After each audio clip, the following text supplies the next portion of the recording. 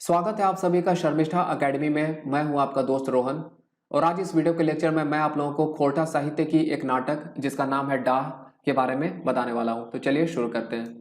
तो यहाँ पर जो नाटक है उस नाटक का नाम है डाह और इस नाटक की रचना की गई है सुकुमार के द्वारा। हम लोग यहाँ पे देख लेते हैं पात्र को। तो यहाँ पर पात्र है विवेक।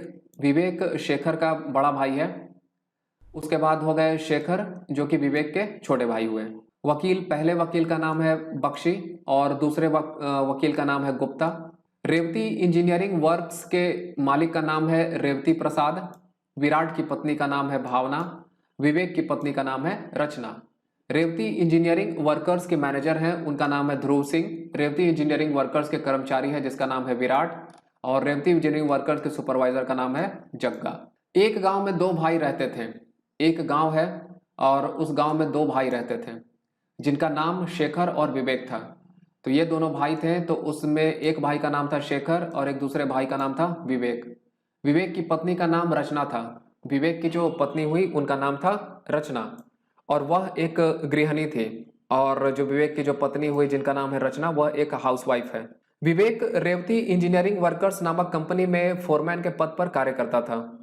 तो विवेक जो हो गया वो एक कंपनी में काम करता है और उस कंपनी का नाम है रेवती इंजीनियरिंग वर्कर्स और विवेक की जो पोस्ट है वो पोस्ट का नाम है फोरमैन। उसका छोटा भाई शेखर एक किसान था और विवेक का जो छोटा भाई है उसका नाम है शेखर और वो एक किसान है जो खेतों में काम करता था। और शेखर क्या कार्य करता है? तो वो काम करता है खेतों में। विवेक जिस कंपनी में काम करता था वहीं पर एक कर्मचारी था जिसका नाम था विराट। विवेक जिस कंपनी में काम करते रहते हैं वहीं पर एक और भी कर्मचारी रहते हैं और उस कर्मचारी का नाम रहता है विराट। विराट एक दुष्ट और ईर्ष्या करने वाला व्यक्ति था। तो विराट जो है वो एक सही इंसान है नहीं, वो एक दुष्ट और गंदी मानसिक प्रवृत्ति का इंसान है। वो दूसरों से ईर्ष्या करने वाला इंसान है, वो दुष्ट प्रवृत्ति का है जिसकी विवेक से नहीं बनती थी। और विराट के रिलेशन जो थे वो विवेक से अच्छे नहीं थे। क्योंकि विराट जो था वो दुष्ट था तो उसकी विवेक से बन नहीं पाती थी। वह विवेक को तबाह करने के फिराक में लगा रहता था। तो यहाँ पर ये जो दुष्ट बंदा था विराट, वह हमेशा हमेशा लगा रहता था कि वो विवेक को किस तरह से परेशान करे, तबाह करे या उसे ट्रबल पहुंचाए किसी भी तरह का। विराट की पत्नी का नाम भावना था और यह जो दुष्ट प्रवृत्ति का इंसान है विराट, उसकी पत्नी का नाम है भावना जो सिर्फ अपने घर का काम करती थी। और जो भावना हो गई वो भी एक हाउसवाइफ थी और उनका मेन वर्क था अपने घर को हैंडल करना, घर के जो जितने भी कामकाज होते उसे टैकल करना। विवेक के छोटे भाई शेखर को दुनिया की उतनी समझ नहीं थी। तो यहाँ जो विवेक का जो छोटा भाई है जिसका नाम है शेखर, उसे दुनियादारी उतनी मालूम नहीं थी, दुनिया के उसको उतनी समझ नहीं थी कि दुनिया के में 3-5 किस तरह की होती है, जिसका लाभ उठाकर विराट ने उसे अपने भाई के प्रति जमीन जायदाद और हिस्से को लेकर उसे भड़का दिया। तो अब यहाँ पर शेखर जो है वो भोला भाला है, उसे उतने दुनियादारी समझ है नहीं।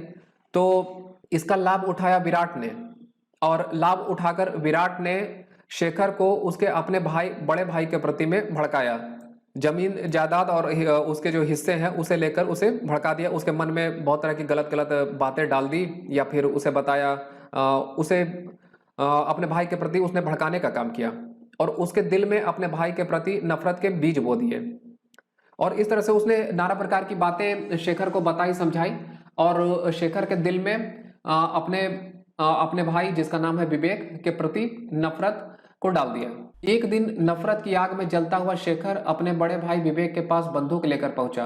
तो अब ये सारी घटनाओं से हुआ क्या था कि शेखर के दिमाग पर इन बातों का असर पड़ा। मतलब जब उसे भड़काया गया तो शेखर भड़क गया और एक दिन वो नफरत से जलता हुआ अपने बड़े भाई जिसका नाम है विवेक के पास पहुंचता है और वो पहुंचा था बंदूक को लेकर और जमीन जायदाद के कागज पर अपने आधे हिस्से की मांग की।